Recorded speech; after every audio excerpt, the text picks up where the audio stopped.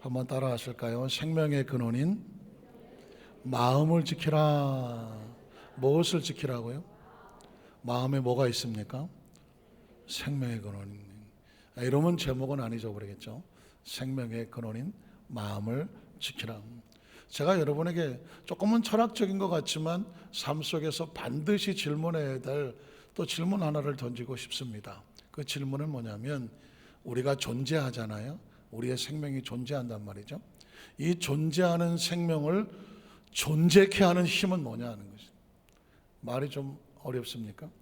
우리가 지금 존재하고 있습니다.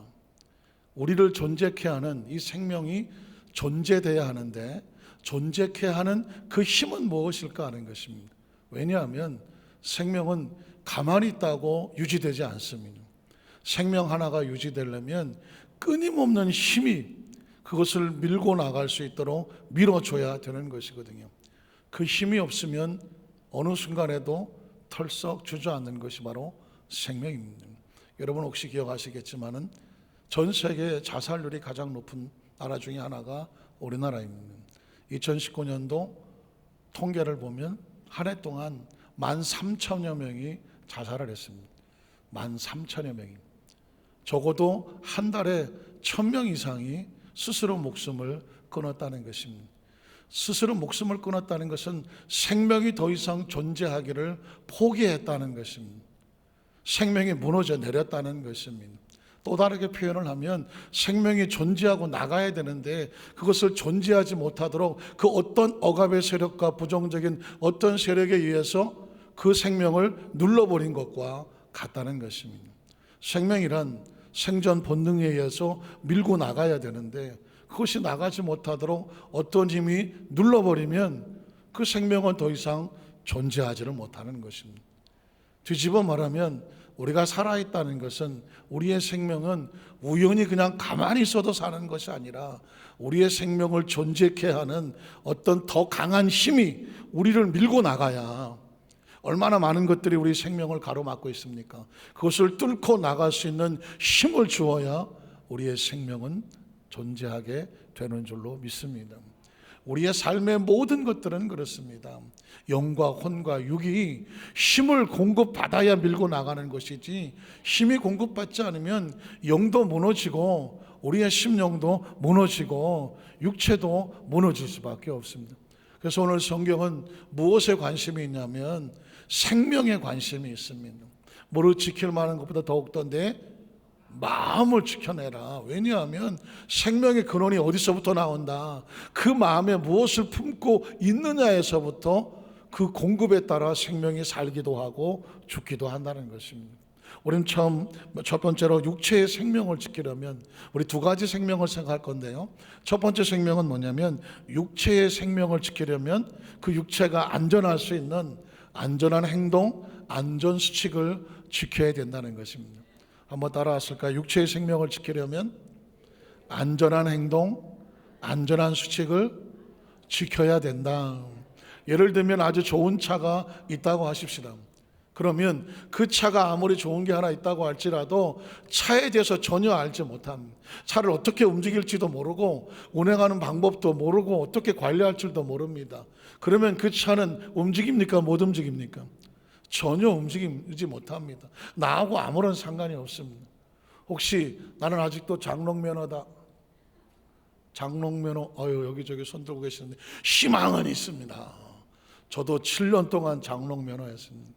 1984년도에 면허증을 땄는데 91년도에 처음 운전을 했으니까 그동안은 뭐 여러 가지 사정으로 운전할 일도 없었기도 했지만 또 상황도 안 됐고, 그런데 91년도에 이제 차를 구입을 하고 운전을 하게 되는데, 면허증은 7년 전에 땄지만 7년 후에 운전을 하려니까 이게 도무지 차에 대해서 모르겠단 말입니다. 일주일 동안 도로 연수를 새로 받고, 그리고도 일주일을 주차장에 처박아뒀습니다. 한심하더라고요. 겁이 나서 운전을 할 수가 없는 거예요. 왜? 모르겠는 거예요. 다 까먹었으니까. 그래서 주일날도 버스를 타고 털럭털럭하면 여의도에서 고양시에 제가 집이 있었는데 돌아 집에 와서 한심하게 짝이 없네. 차는 지금 주차장에서 일주일 때 먼지 뒤덮여 있는데 운전을 못하고 그냥 힘이 없이 잠을 잤는데 새벽 3시에 정신이 번쩍 나더라고. 누군가 날 깨운 것 같아요. 야, 너 평생 운전 못한다 그렇게 하면 당장 튀어나가서 차 몰고 나가라고. 새벽 3시에 우리 차는 깨지도 않았는데 벌떡 뭐에 잡힌 것처럼 일어나갔고요. 차 시동을 켜고 일단 여의도로 출퇴근을 해야 되니까 여의도 쪽으로 방향을 틀었습니다.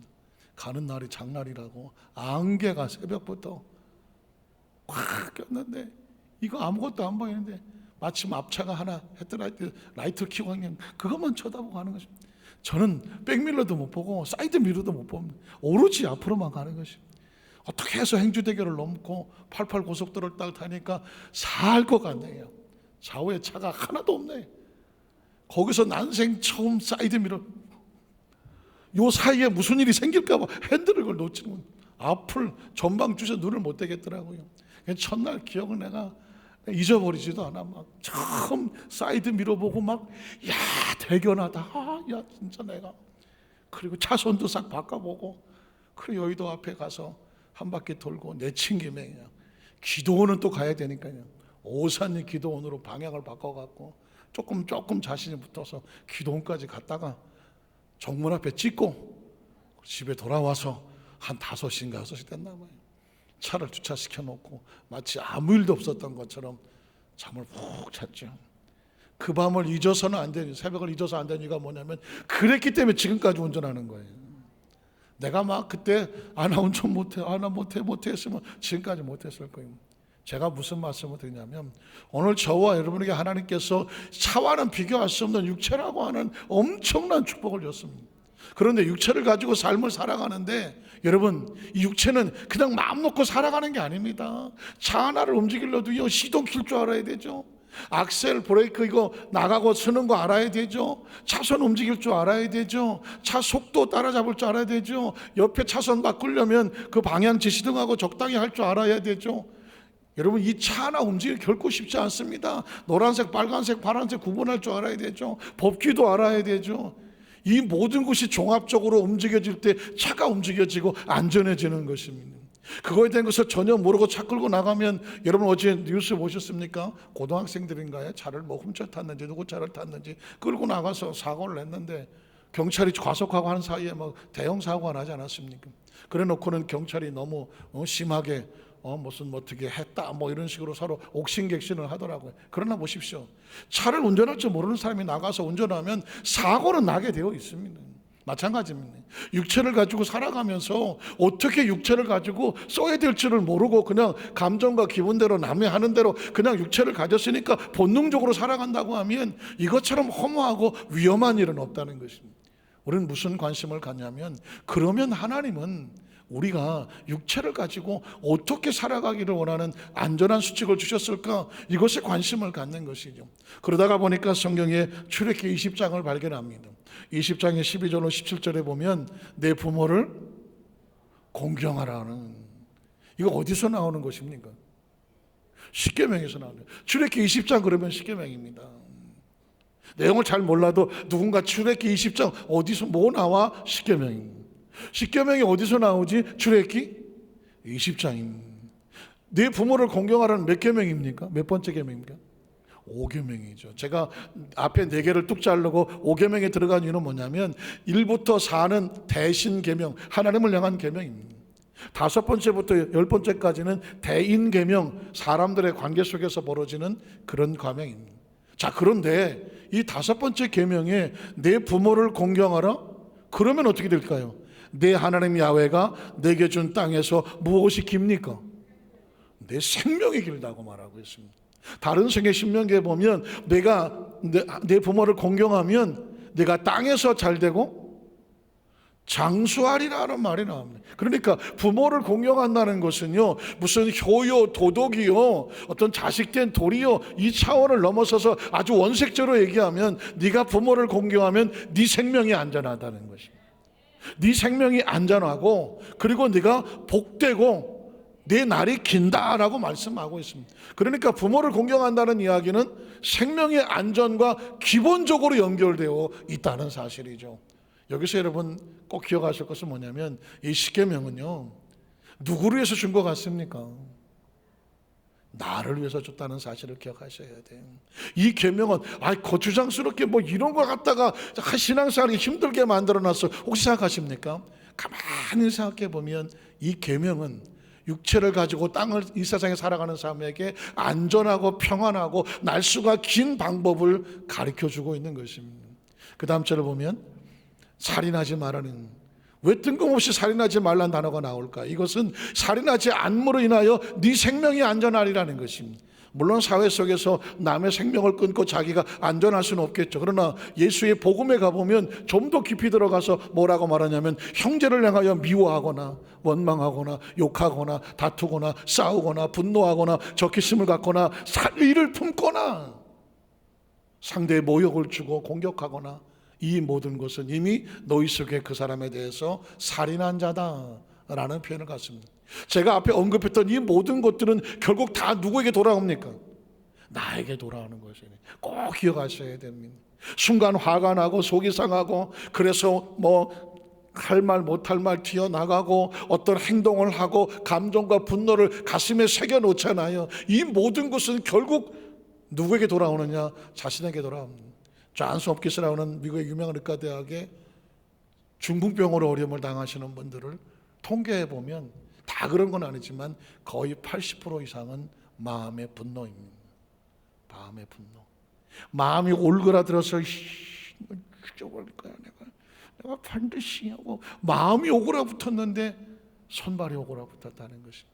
나중에 한 사람 한 사람을 다 상담을 하고 예수를 믿는 복음을 전하고 그들의 마음속에 예수님의 용서를 전하고 그 용서로 인하여 그 마음속에 원한의 세상을 우리가 같이 용서의 기도를 했으면 어떻겠습니까? 라고 초청을 하고 그 상대를 용서하고 하는 기도를 고백하는 순간에 최소한 80% 이상이 또 그 몸이 치유되는 것을 경험했다는 논문이 나오고 있습니다.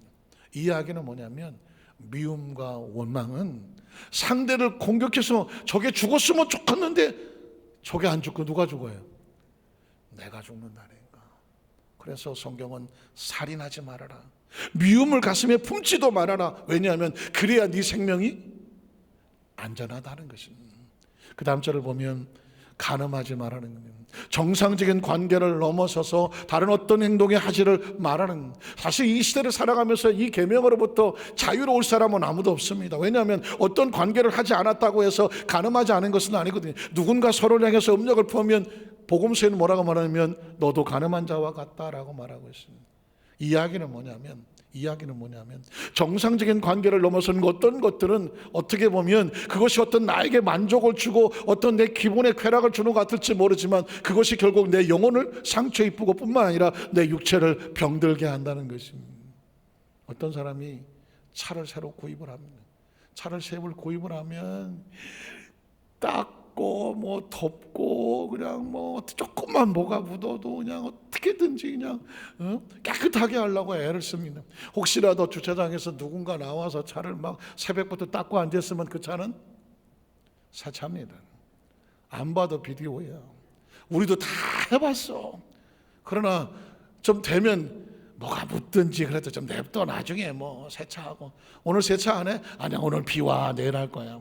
눈치가 백단이라 뭐 그렇게까지 신경 쓰지 않습니다. 그러면 세차를 가진 사람은 왜 그렇게 신경을 쓰면서 정성을 쏟습니까? 애착이 있기 때문에 그렇습니다. 사랑하는 성도 여러분, 여러분의 육체는 여러분에 대한 여러분이 갖고 있는 애착이 있습니까? 마치 세차를 다루듯이 여러분의 몸과 마음을 좀 깨끗하고 정결하게 흠집 하나 내지 않으려고 애써서 몸부림치는 땀 흘림이 있느냐고 묻는 것입니까? 아유, 많이 썼는데 뭐. 혹시 그러십니까? 사실은 아주 중요한 것입니다. 성경 속에서 왜 간음하지 말라라는 표현을 쓰냐면 내 육체를 스스로 보호하라고 하는 하나님의 계명 수칙과 같은 것입니다. 그 다음 절을 보면 뭐라고 말합니까? 도둑질하지 말라. 역시 마찬가지입니다. 구약 성경 속에는 도둑질은 실제적인 행위를 말하지만 신약에서는 누군가에 대해 탐심을 품었다면 너도 도둑질한 자와 같다라고 말하고 있습니다. 이 이야기는 뭐냐면 누구도 이 계명 앞에서 자유로울 사람은 없다라는 것입니다. 그러니까 어떻게 해야 됩니까? 네 스스로 이 계명을 줌으로 인해서, 이 계명은 왜 있느냐? 나를 보호하려고 했다는 것입니다. 한번 따라 하실까요? 계명은 내 육체의 생명을 안전하게 보호하려고 한다는 것입니다. 믿으시면 아멘 하시기 바랍니다. 그래서 내 생명을 안전하게 한다는데 이건 계명을 머릿속으로 외울 게 아닙니다. 본능적으로 내가 아닌 것을 벗어나려고 도망쳐야 될 것이죠. 그 다음 절을 보면 내 이웃에 대해서 거짓 증거하지 말라. 거짓말을 한다는 것은 본능적으로 우리 육체 가운데 고통과 아픔을 가져오게 되어 있습니다. 왜냐하면 우리는 하나님의 형상과 모양을 닮았습니다. 진실되고 양심의 어떤 것을 가지고 있기 때문에 거짓말을 하고 거짓을 꾸미고 모함하고 어떤 거짓 정보를 전달하는 과정 속에서 양심이 뒤틀리면 그건 바로 육체의 데미지를 가져오게 되어 있습니다. 그래서 성경은 말하는 것입니다. 이웃에 대해서 거짓 증거하지 말라는 것입니다. 그 다음 절은 말하기, 내 이웃의 집을 탐내지 마라. 내 이웃의 아내나 그의 남종이나 그의 여종이나 그의 소나 그의 나귀나 모든 내 위의 소유를 탐내지 마라. 내 이웃과 이 관계된 친구든 누구를 막론하고 다른 사람에게 데미지를 주고 네가 평안할 수는 없다는 것입니다. 이것이 바로 메아리의 법칙과 같아요. 누군가를 향하여서 거짓을 말하고 탐정을 하고 상처와 아픔을 주면 그게 어떻게 올까요? 나에게로 다시 돌아온다는 것입니다. 그래서 이 세상은 철저하게 작용과 반전입니다. 잘못된 것을 내 속에서 튀어나가면 그것이 나한테 다시 돌아오게 됩니다. 그래서 하지 마라 하지 마라 하지 마라 하지 마라 했던 모든 것들은 결국 우리에게 데미지를 주는 것이니까 네 속에서부터 나가지 않도록 스톱을 시키라는 것입니다. 구약 성경은 이것을 끊임없이 반복합니다. 신명기 6장 4절로 9절을 보면 소위 말하는 쉐마라고 하는 것입니다. 유태인의 교육이라고 말하는 것입니다. 아주 단순합니다. 이스라엘을 들으라, 우리 하나님 야훼는 오직 유일한 야훼시니 너는 마음을 다하고 뜻을 다하고 힘을 다하여 내 하나님 야훼를 사랑하라. 어떻게 사랑하는 것입니까? 그 다음 절 보면 오늘 내가 네게 명하는 이 말씀을 마음속에 어떻게 하고 새깁니다. 말씀을 붙잡고 말씀대로 살아가는 게 하나님을 사랑하는 것입니다. 마음에 새기고 내 자녀에게 부지런히 가르치라고. 아니 자녀는 지 인생은 지 마음대로 살게 하지 자녀들 때까지 붙잡고 계속 말씀을 가르치될 이유가 있을까요? 언젠가 내 품에 있는 자녀가 어느 날 내 말을 듣지 아니하고 지 마음대로 살아갈 때가 옵니다. 혹시 그런 말 아십니까? 이 세상에서 내 마음대로 안 되는 게 몇 가지가 있다고. 그 첫 번째가 뭡니까? 자식이잖아요. 운동하는 사람은 골프라고 말합니다. 최근에 부인하고 싸운 사람은 마누라라고 말합니다. 그래서 이 남자들이 나중에 화가 나면 맨날 핸들 붙잡고 운전하는 이유가 뭐냐면 세상에 내 마음대로 되는 건 운전대밖에 없대. 부인도 내 마음대로 안 되고 자식도 내 마음대로 안 되고 뭐 내 마음대로 되는 게 세상에 아무것도 없다. 그 중에 제일 아픈 게 자식이거든요. 이 자식은 뭐 대통령 자식을 포함해서 누구를 막론하고 자식은 절대로 내 마음대로 안 돼요. 그래서 어떻게 해야 됩니까? 내 말대로가 아니라 하나님의 말씀을 가슴에 새겨 놓아야 해요. 유태인들은 딴 건 아닙니까? 언제 어디서 이 아이들이 어디를 돌아가서 어디서 살아갈지 모르기 때문에 지금 어린 나이에 계속 하나님의 말씀으로 새겨 놓는 것입니다. 그러면 세상에 막말로 부모가 세상을 떠난다고 할지라도 이 아이는 하나님의 말씀이 지켜가는 것입니다. 그래서 내 자녀에게 부지런히 가르치며 집에 앉았을 때든지 길을 갈 때든지 누웠을 때든지 일어날 때든지 이 말씀을 강론하라. 쉴 틈이 없는 것입니다. 끊임없이 강론할 것이며 또 그것을 내 손목에 메어서 기호로 삼으며 내 미간에 붙여서 표로 삼고 내 집 문설주와 바깥문에 기록하라고 말하고 있습니다. 끊임없는 반복. 유태인의 교육은 끊임없는 반복입니다. 머릿속에 본능적으로 자기가 어떻게 하지 않으려고 하더라도 튀어나올 수밖에 없도록 끊임없이 교육을 하는 것입니다. 그러면 어떻게 될까요? 시편 1편 1절로 3절에 보면 이런 현상이 벌어지게 됩니다. 복 있는 사람이 되는 것입니다. 악인들의 꾀를 따르지 아니하며 죄인들의 길에 서지 아니하며 오만한 자들의 자리에 앉지 아니하고 오직 하나님 율법을 즐거워하여 그 율법을 지하러 묵상한다. 그 속에서 그 말씀이 그를 이끌어갈 수밖에 없습니다. 그래서 어떻게 됩니까? 마치 그는 시냇가에 심은 나무와 같습니다. 나무는 본능적으로 시냇가에 있는 물을 흡수해갖고 그것을 가지고 열매를 맺는 것이거든요. 우리 육체는 아주 본능입니다. 하나님의 말씀이 내 안에 들어와 있으면 말씀이 나를 이끌어가기 때문에 육체를 안전하게 만드는 것입니다. 사실 육체라고 하는 것은 어떤 육체적인 본능에 따라서 움직이려고 하는 그런 욕구가 있습니다. 그것을 잡아서 통제하여 옳은 길로 가게 하는 것이 뭐냐면 하나님의 말씀이고 계명입니다. 오늘 성경 본문은 아주 집요하게 또박또박 잘라서 말씀합니다. 잠언 4장 20절에 보면 내 아들아 내 말에 주의하며 내가 말하는 것에 내 귀를 기울여라. 그것을 내 눈에서 떠나게 하지 말아라. 내 눈에서 떠나게, 그 눈에서 이 말씀이 가슴에 새겨지게 하고 또 내 마음속에 새겨서 지켜놓으라는 것입니다. 그 다음 절 보면 그것을 얻으면 뭐가 될까요? 생명이라고 말하고 있습니다. 보고 듣고 가슴에 새겼는데 그게 우리 육체의 생명을 안전하게 새고, 뿐만 아니라 네 온 육체에 무엇을 가져 준다고 말합니까? 건강을 준다고 말하고 있습니다. 그러니까 온통 위험에 처해있는 삶을 살아가는데 하나님의 말씀을 마음판에 새기고 그것을 붙잡고 지켜나가는 것이 생명을 살리고 건강을 얻는 것이다. 그래서 그 다음 절에 보면 이렇게 말합니다. 모든 지킬 것이 많이 있겠지만 더욱더 내 마음을 지켜라는 것입니다. 마음에 무엇을 지킵니까? 하나님의 말씀을 새겨 넣으라는 것입니다. 마음이 움직이는 대로 하지 말고, 육체의 본능이 움직이는 대로 하지 말고 하나님 말씀이 네 마음판에 새겨져서 말씀이 너를 움직이게 해라.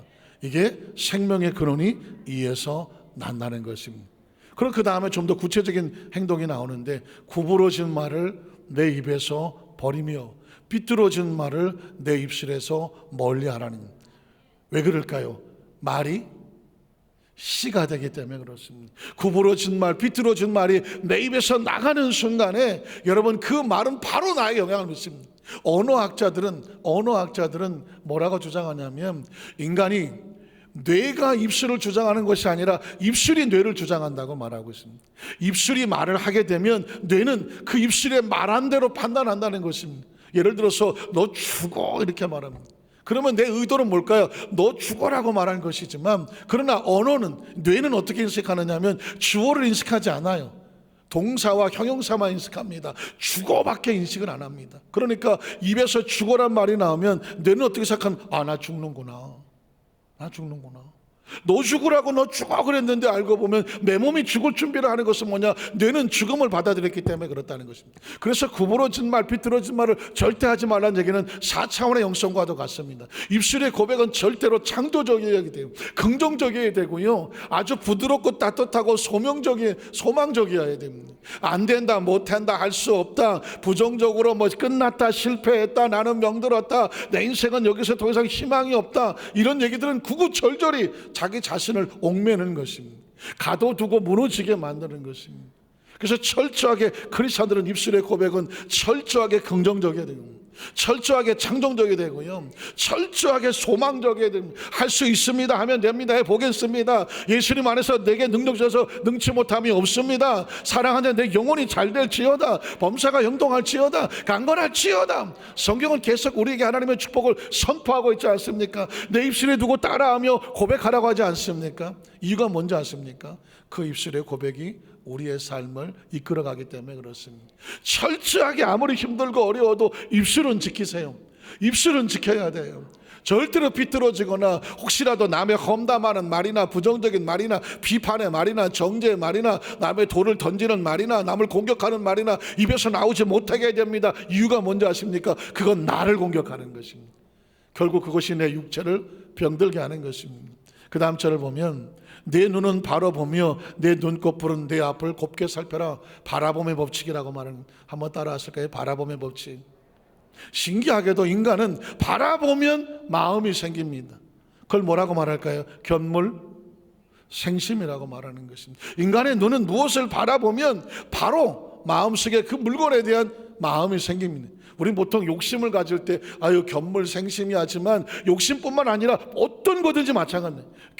물건을 바라보면 생심, 마음이 생깁니다. 좋은 것을 바라보면 좋은 마음이 생기고 나쁜 것을 바라보면 나쁜 마음이 생깁니다. 그래서 눈으로 바라보는 것을 철저하게 관리하고 철저하게 체크하고 철저하게 가리고 온전한 것을 보려고 몸부림을 쳐야 됩니다. 그게 내 삶을 지키는 것입니다.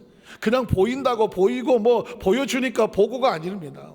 왜냐하면 무엇을 보느냐는 지금 내가 사느냐 죽느냐와 같습니다. 사실 비례 물시라고 하는 것은 누가 한 말입니까?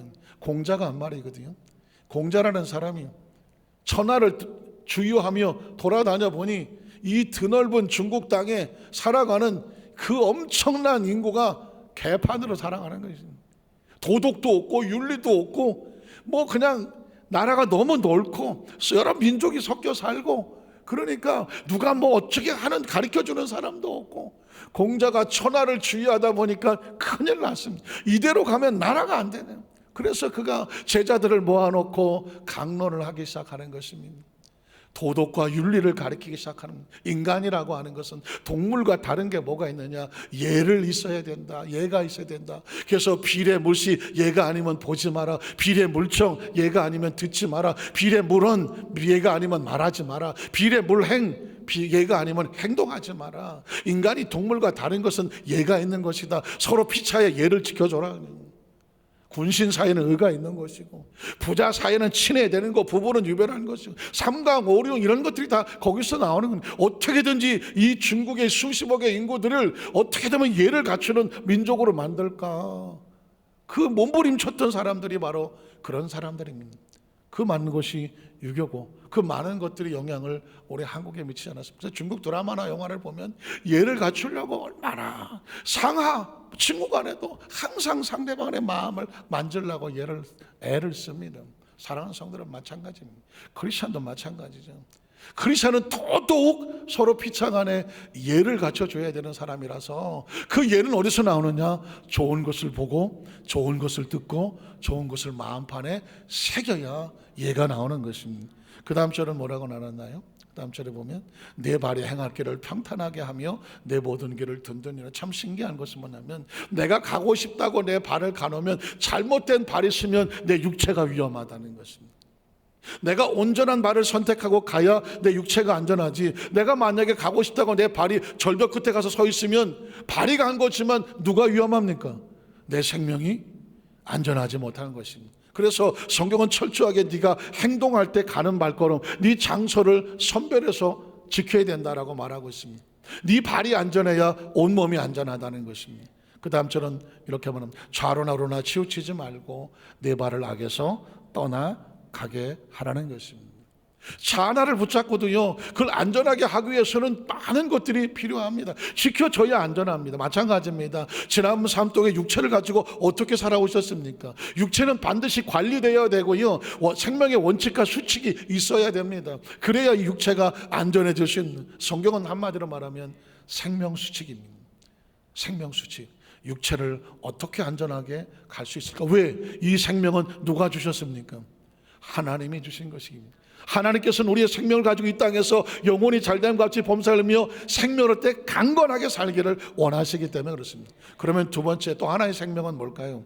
영혼의 안전 수칙을 한번 찾아봤으면 좋겠습니다. 한번 따라하실까요? 영혼의 안전 수칙입니다. 육체가 안전 수칙이 있어야 되는 것처럼 영혼도 안전 수칙이 필요하지 않겠습니까? 여러분 혹시 길거리에 차가 지나갑니다. 요즘 뭐 썬팅도 아주 세게 하고 햇빛이 반사되면 운전자가 보입니까? 안 보입니까? 잘 안 보입니다. 운전자가 안 보인다고 차 안에 사람이 없을까요? 차가 사람이 있습니다. 차 안에 운전자가 있어야 차가 움직이거든요. 요즘 뭐 자율 주행하는 것도 나오고 그래서 뭐 조만간에 이제 운전자 없이 움직이기도 나오곤 했지만, 그러나 아직까지는 움직이는 차 안에는 누가 있나요? 운전자가 있습니다. 마찬가지입니다. 육체가 움직인다면 우리 육체 안에는 영혼이 있기 때문에 움직이는 것입니다. 혹시 만약에 세상에 어떤 사람이 세상을 떠났습니다. 뭐라고 말합니까? 더 이상 안 움직이거든요. 영혼이 떠나갔거든요. 뭐라고 말합니까? 세상을 떠났다고 말하지 않습니까? 마찬가지입니다. 우리 육체를 움직이는 것은 우리 영혼인데, 그 영혼이 어떻게 해야 될까요? 건강하고 안전해야, 운전자가 건강하고 안전해야 운전을 잘할 수 있는 것처럼 우리 육체도 영혼이 건강해야 됩니다. 어떤 집사님이 저한테 와서 이래요. 목사님, 어제 강원도에 큰 사고가 났대요. 그래서 어떤 사고인데 했더니, 어떤 젊은 부부가 아이를 데리고 강원도 놀러 갔다 오다가 차 안에서 대판 싸웠대. 부부가 얼마나 심하게 싸우니까 뒤에 앉았던 애가 왕 하고 울었대요. 엄마 아빠 같이 아니야 뒤돌아보다가 그만 차가 절벽 아래로 굴러서 물에 빠져서 다 죽었다. 그래서 가만히 생각해 보니까 다 죽었는데 그걸 어떻게 알았을까? 이해가 잘 안 가십니까? 아니, 부부가 이렇게 심하게 싸워서 애가 울어갖고 그래서 쳐다보다가 그 차가 그만 절벽에 떨어져서 다 죽었다는 거예요. 그래서 제가 그랬죠. 그 안에서 싸운 거 어떻게 알았냐고. 대화가 잘 안 되네. 그래서 제가 그랬죠. 혹시 그 중에 한 사람이 살아나왔나요? 아니래. 다 죽었대. 그래서 다 죽었는데 그걸 어떻게 안 해? 그 싸운 걸 어떻게 알았냐고 내가 물었어. 그랬더니 그러네요. 그게 그때 아주 신기해서 지금까지 기억을 하는데, 중요한 건 뭐 누가 살아나와서 얘기한다고 보다도 운전을 할 때 부부가 싸우면 됩니까? 안 됩니까? 안 됩니다. 부부는 평상시도 싸우면 안 되겠지만, 그러나 운전자는 절대 싸우면 안 돼요. 왜? 운전자는 자기 신경의 집중이 전방 주시에 최선을 다해야지 거기서 뒤돌아보고 여기저기 쳐다보고 큰일 나면. 그래서 여러분 길거리 가다 보면 졸면 쉬었다 가세요 제발. 난 살다 길거리에 사정을 하죠. 졸리면 제발 좀 쉬었다 가시라고 써붙여놨어. 졸음 쉼터까지 만들어놨어. 음주운전하면 어떻게 됩니까? 살인입니다. 이런 이야기는 뭐냐면, 운전자는 반드시 모든 면에서 건강하고 안전하고 정상적이어야 된다는 것입니다. 우리 인생의 육체를 운전하는 영혼은 당연하죠. 그래서 우리 영혼에 대한 안전수칙을 성경은 기록하는 것입니다. 창세기 2장 15절로 17절에 보면, 야훼 하나님이 그 사람을 이끌어 에덴 동산에 두어 그것을 경작하며 지키게 하시고, 야훼 하나님이 그 사람에게 명하여 이르시되 동산 각종 나무 열매는 내가 임의로 먹되 선악을 알게 한 나무 열매를 먹지 말라. 내가 먹는 날은 반드시 죽으리라. 겉으로 볼 때는 화려한 에덴 동산입니다. 아담과 하와 육체도 있습니다. 그런데 하나님께서는 육체만 가지고 사는 것이 아니라 하나님과의 관계가 올바라야, 네 영혼이 올바라야 그 육체도 올바로 간직하고 그 상황도 간직할 수가 있다라는 것이죠. 그래서 하나님의 말씀을 주시는 것입니다. 영혼이 안전하기 위해서 필요한 것은 뭐냐? 하나님의 주권입니다. 한번 따라 하실까요? 하나님의 주권. 하나님의 주권. 여러분, 길거리 다니는 자동차가요, 차가 움직여요. 거기 운전자가 있어요. 누가 운전합니까? 사람이 운전합니까? 자, 장황하게 생각해 보십시오. 운전자는 무엇에 따라 운전합니까? 자동차 법규, 교통 법규에 따라 운전하는 것입니다. 운전자에 올라서 자기 마음대로 가고 싶은 대로 갑니까? 안 갑니다. 시스템이 통제를 합니다. 좌회전하고 우회전하고 빨간불, 파란불, 속도 제한, 사거리, 다 위에서 통제하는 것입니다. 실제로 운전자가 운전하는 것 같지만, 운전자가 안전하려면 법규를 지키는 법규에 따라 운전해야 안전하는 것입니다. 인생을 살아가면서 우리 몸을 가지고 영혼이 내 몸을 움직인다고 하지만, 영혼은 자기 마음대로 운전합니까? 아닙니다. 영혼은 우리 영혼의 전체를 운영하는 하나님의 법규가 필요한 것입니다. 신앙이란 뭐냐면, 하나님 내 영혼이 내 마음대로 움직이지 아니하고 하나님의 법규에 따라가기를 원합니다. 하나님의 법규를 인정하고 그 말씀대로 살아가는 것을 신앙이라고 말하고, 성경은 결국 그 법규를 지키는 자에게 주시는 하나님의 축복의 약속입니다. 창세기 12장 1절로 4절에 보면, 야훼께서 아브라함에게 이르시되 너는 너희 고향과 친족과 아버지 집을 떠나 이제부터는 내가 내게 보여주고 지시하는 땅으로 가라고 말하고 있습니다. 하나님과의 관계가 되어지면, 이제까지는 전통으로 살았고 관습으로 살았고 내 경험으로 살았고 내 상식과 지식으로 살았지만, 하나님이 이렇게 이제부터는 내가 지시하는 대로, 하나님의 법규대로. 한번 따라 하실까요? 이제부터는 하나님의 법규대로. 믿으십니까? 크리스찬이 되면 딱 모든 면에서 하나가 되는 것입니다. 우리는 하나님의 법규대로 살아갑니다. 믿으십니까? 이게 신앙인 것이죠. 그러면 어떻게 될까요? 내가 보여줄 땅으로 가라. 내가 너를 큰 민족을 이루고 내게 복을 주어 내 이름을 창대하게 하리니 너는 복이 될 것이다. 너를 축복한 자 내가 복을 내리고 너를 저주한 자 내가 저주하리니 땅의 모든 족속이 너로 말미암아 복을 얻을 것이라 하신지라. 그랬더니 이 아브라함의 야의 말씀을, 이게 인생인 거예요. 따라갖고 옵니다. 따라가면 하나님 약속에 놓았기 때문에 그 법규 안에서 안전한 것입니다. 혹시 여러분 운전을 하다가 혹시 사고가 나더라도 법규를 지킨 사람은 무책임입니다. 책임이 없습니다. 법규를 어긴 사람이 책임을 다 져야 되는 것과 마찬가지입니다. 하나님의 약속은 그렇습니다. 네가 말씀대로 안전하게 가면 그 책임은 누가 보장하는 것입니까? 하나님이 안아주시는 것입니다. 그래서 신약과 구약이라고 말하는 것은 하나님의 약속을 믿는 자는 약속대로 이루어진다는 것입니다. 출애굽기 20장 1절로 6절에 가보면, 그래서 이제 다시 십계명에 네 가지 계명이 나오면 대신 계명, 이건 우리 영혼을 지키는 것입니다. 아까 5가지부터의 계명은 육체를 지키는 수칙이라면 1부부터 4번까지는 우리 영혼을 지키는 계명인데, 자, 하나님이 모든 말씀으로 말씀하여 이르시되 나는 너를 애굽 땅 종되었던 집에서 인도하여 낸 내 하나님 야훼다. 이제까지의 삶을 여기까지 이끌어왔던 하나님이다라는 것입니다. 그러면 어떻게, 이제부터는 어떻게 사느냐? 내 하나님이라. 그 다음 절에 너는 나 외에는 다른 신들을 내게 두지 마라. 이게 우리 영혼을 지키는 것입니다. 하나님만 섬겨. 두 번째는, 그 다음 절은 너를 위해 새긴 우상을 만들지 말고 또 위로 하늘에 있는 것이나 아래로 땅에 있는 것이나 땅 아래 물속에 있는 것도 어떤 형상도 만들지 말라. 이게 두 번째 우리 영혼을 지키는 것입니다. 그것들에게 절하지 마라. 그것들을 섬기지 마라. 나 내 하나님 야훼는 질투하는 하나님, 하나님 외의 것에 대해서 우리의 경배를 허용하지 않는다는 것입니다. 나를 미워하는 자의 죄를 갚되 아버지로부터 아들에게로 3, 4대까지 이르게 하거니와 나를 사랑하고 내 계명을 지키는 자, 내 계명을 지키는 자에게는 하나님께서 1000대까지 은혜를 베풀겠다고 하는 것입니다. 그러니까 우린 은혜로 하나님이 주시는 우리의 영혼을 지켜낼 수 있는 줄로 믿습니다. 성경은 끊임없이 그러니까 여러분, 아까 제가 지금 오늘 차하고 자꾸 인생을 비교해서 하지만, 차 한 대를 끄집어냈다면 차를 잘 최선을 다해서 수명을 다할 때까지 안전하게 사고 나지 않고 관리해서 지켜서 타야 되지 않겠습니까?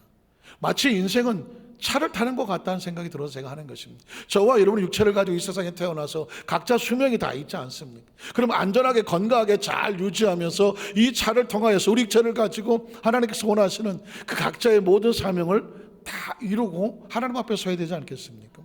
그 매뉴얼이 어디 있느냐면 성경인 거예요. 매뉴얼이 하나님의 말씀입니다. 신명기 8장 1절로 3절에 보면 내가 오늘 명하는 모든 명령을 너희는 지켜 행하라. 그러면 말씀은 우리가 어떻게 하냐면 너희가 살고 해요. 뒤집어 말하면 말씀을 지켜 행하지 않으면, 매뉴얼대로 하지 아니하면 사고가 나. 운전도 법규대로 안 하면 사고가 나는데 인생도 법규대로 안 하면 사고가 나. 살지를 못해. 그러니까 어떻게 지켜 행하면 너희가 살고 너희가 번성하고, 야훼께서 너희 조상들에게 맹세하신 땅에 들어가서 그것을 어떻게 한다? 차지하게 되리라. 내 하나님 야훼께서 40년 동안에 내게 광야길을 걷게 하신 것을 기억하라. 왜냐하면 이를 너를 낮추시며 너를 시험하사 내 마음이 어떠한지 그 명령을 지키는지 지키지 않는지 알고 싶어서 그래. 알고 싶어. 아까 2부 예배 때 우리 청년들이 앞에 많이 있어서 제가 그런 얘기를 했습니다. 청년들에게 꼭 해주고 싶은 이야기, 우리 중고등부 학생들이든 어린 학생들이든 꼭 해주고 싶은 이야기는 뭐냐면, 하나님의 법규대로 살아야 안전하며 그것이 사는 길이며 그것이 번성하는 길이며, 그리고 하나님이 약속한 땅에 들어가 차지하게 하는 것이다. 이거를 할 수만 있으면 더 연세 드시기 전에 꼭 가슴에 새겼으면 좋겠다, 그런 얘기를 했습니다. 어쩌다 보니까 저도 이제 이렇게 죄송하지만 나이 얘기하고 싶지 않지만 저보다 연세가 연만하신 분이 많은데 얘기하기 그렇지만 어쩌다 보니까 세월이 훅 하고 지나갔잖아요. 저는 아직도 20대인 줄 알아요. 아직도 기껏 한 30 몇 살 됐겠지 이렇게밖에 생각이 안 들어요. 그런데 보니까 저는 어려서부터 신앙생활을 해왔기 때문에 하나님 말씀은 꽉 들어차 있는데 이게 내 삶에 나하고 무슨 연관이 있는지, 무겁기만 하고 힘들기만 하고 교회 하면 맨 뒷자리에 앉아서 한 주간 동안에 잘못한 것 때문에 맨날 주여 죽을 죄를 지었나이다 하고 앉아있다가, 그래갖고 또 예배 드리고 나면 그래도 좀 용서해 주신 것 같아갖고 또 나가서 살고, 이건 신앙인도 아니고 아닌 것도 아니고 애매한 시츄에이션에 스탠스를 취했던 적이 한두 번이 아니에요. 그렇게 젊은 시를 지나서 가만히 생각해 보니까 이게 얼마나 아까운 시간이 지나갔는지를 모르겠는 거예요. 아까운 시간이. 어쩌다가 목사가 돼서 강단에서 설교를 하고 있는데, 제가 지난번도 그랬지만 이거 목사님이니까 저렇게 설교하니 그 소리 듣고 싶지 않아서. 이건 인생은 한 시대를 살아온 한 삶의 같은 인간으로서, 한 시대를 같은 사람으로서 이제 하고 싶은 얘기는 우리 조금이라도 젊은 친구들에게, 어린아이도 좋고 일찌감치 마음속에 하나님의 말씀을 듣고 지켜 행하면 하나님이 살게 하시고 하나님이 번성케 하시고 하나님께서 땅을 차지하게 하신다. 왜냐하면 하나님은 하나님의 사람들 그릇을 만들거든요. 연단과 훈련을 그릇을 만들어서 야 이만하면 됐겠다, 이만하면 됐겠다고 인정을 받아야 그에게 그걸 맡긴단 말이에요. 주여 나에게 이것을 주십시오 저것도 주십시오 하지만 감당할 수 없으면 못 주는 겁니다. 갓난 아기에게 칼을 맡길 부모가 있나요? 갓난 아이에게 불을 맡길 부모가 있나요? 아니거든요. 적어도 칼을 다룰 줄 알고 불을 다룰 줄 아는 정도 됐을 때 칼도 맡기고 불도 맡기는 거고 심지어 자동차도 맡기는 거죠. 아이한테 못 맡기잖아요. 하나님 일은 그렇습니다. 네가 이만한 물질을 감당할 수 있겠니? 네가 이만한 지위를 감당할 수 있겠니? 너 이만한 능력을 감당할 수 있겠니? 내가 그릇이 준비가 되면 감당할 수 있는 사람에게 주시는 것입니다. 아브라함을 기억하십니까? 네가 이제야 네가 나를 사랑하는구나, 경외하는구나. 그동안 내가 약속만 했던 거를 너에게 줄게. 제가 제일 안타까운 건 뭐냐, 평생 연단만 받다가 평생 교육만 받다가 뭐 한번 해보지도 않고 끝날까 봐. 그래서 우리 여의도 수만산교회 성도들에게 제가 강단에서 피를 토하듯이 얘기한 건 뭐냐면, 어차피 한번 인생 사는 것인데 할 수만 있으면 더 하나님 앞에 몸부림을 쳐서 단 몇 시간이라도 젊은 사람이 그 시간 허비하지 않도록 하나님과의 관계 속에서 반드시 성공해내는, 하나님이 세우셔서 너 이만하면 됐어, 내가 너에게 영권을 줄게, 물권을 줄게, 내가 너에게 지위를 줄게, 권세를 줄게, 그거 가지고 영향을 미치는 축복의 통로가 되라. 그 주인공이 되시기를 주님의 이름으로 축원합니다. 저는 그냥 절절합니다 가슴에. 왜 그러냐면 하나님은 그릇을 만들어서 받을 만한 그릇된 사람에게 주는 거예요. 사람들은 자신이 그릇되기보다는 그 축복의 포인트를 가지고 있지만 축복은 그릇이 돼야 주는 것입니다. 한번 따라 하실까요? 하나님의 축복을 받아서 움직일 수 있는 영향력 있는 그릇이 되게 하시옵소서. 그릇이 되면 부어주시는 것입니다. 그래서 성경은 계속 반복을 하는 것입니다. 요한복음 1장 14절로 18절 한번 가보겠습니다. 이제 말씀이 육신이 됩니다. 말씀이 육신이 되어 우리 가운데 거하시며 우리가 그의 영광을 보니 아버지 독생자의 영광이요 은혜와 진리가 충만하더라. 요한이 그에 대해서 증언하여 외쳐 이르되 내가 전에 말하기를 내 뒤에 오시는 이가 나보다 앞선 것은 나보다 먼저 계심이라 한 것이 이 사람을 가리킴이라 하니라. 우리가 다 그의 충만한 데에서 받은 은혜 위에 은혜로라. 율법은 모세로 말미암아 주어진 것이요 은혜와 진리는 예수 그리스도로 말미암아 온 것이다. 그 예수는 본래 하나님을 본 사람이 없었을 때 아버지 품속에 있는 독생하신 하나님이 나타나신 것입니다. 구약시대에는 말씀으로 선지자를 통해서 계속 교육을 시켰으나 신약시대에 예수님이 직접 오셔서 육체가 안전한 수칙, 영혼이 안전한 수칙, 그리고 우리의 최종 목적지인 하나님의 나라를 가는 그 길과 진리와 생명을 예수님이 직접 보여주시는 것이죠. 그래서 우리 예수를 믿는 성도는 구약시대 성도보다 복 있는 성도라고 말하는 것입니다.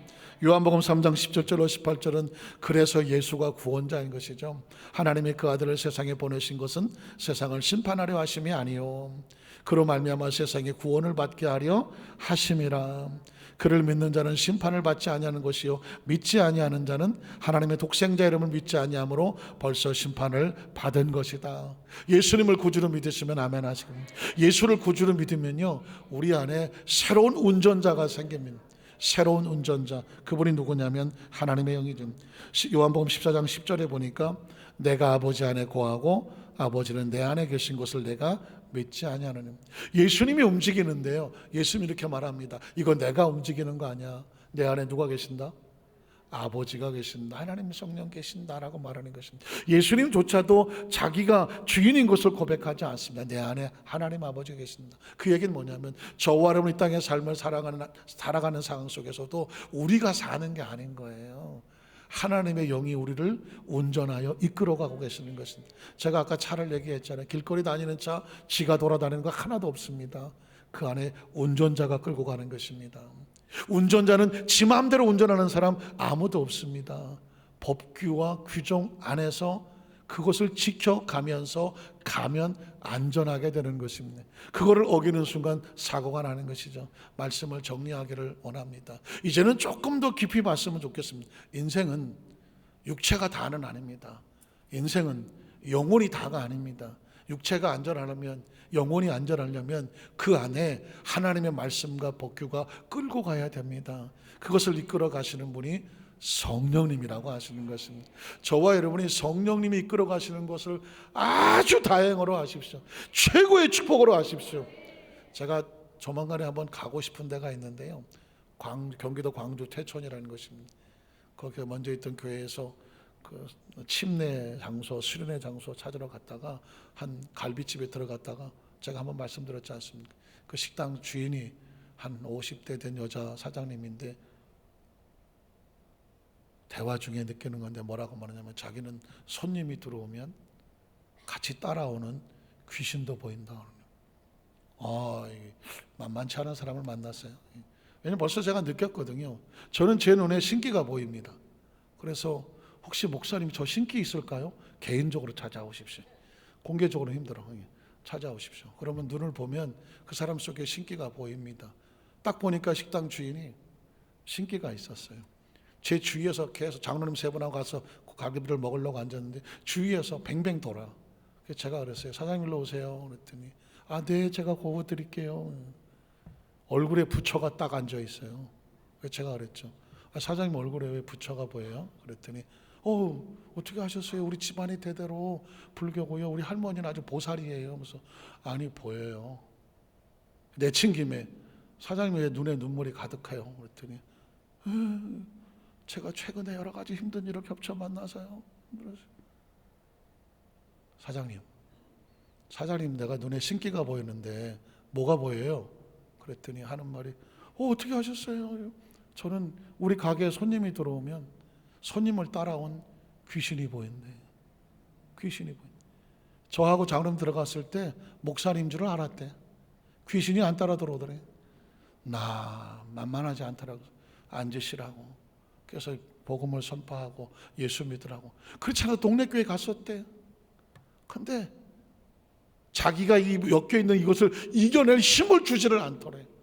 그래서 제가 순복음교회를 안내를 하고 나오시라고. 그래서 이제 사업 때문에 일부 예배를 드리고 간다고 그랬는데 갑자기 말씀을 묵상하다 생각이 나는 거예요. 사람이란 겉으로만 다니는 게 아니라는 거죠. 아까 그분이 얘기했던 것처럼 그 사람 눈에는요 사람의 배후에 따라다니는 귀신이 보이더라고 말하지 않습니까? 보이지 않는다고 해서 안 보이는 게 아닙니다. 여러분 보십시오. 하나님의 영이 강하지 않으면 악한 귀신이 그를 조종하고 다닐 수 있다는 것을 그 사람이 보증하는 것입니다. 하나님의 성도들은요 하나님의 영이 끌어가시는 것입니다. 오늘 대표기도하는 장로님하고 조만간에 거기 한번 가봅시다.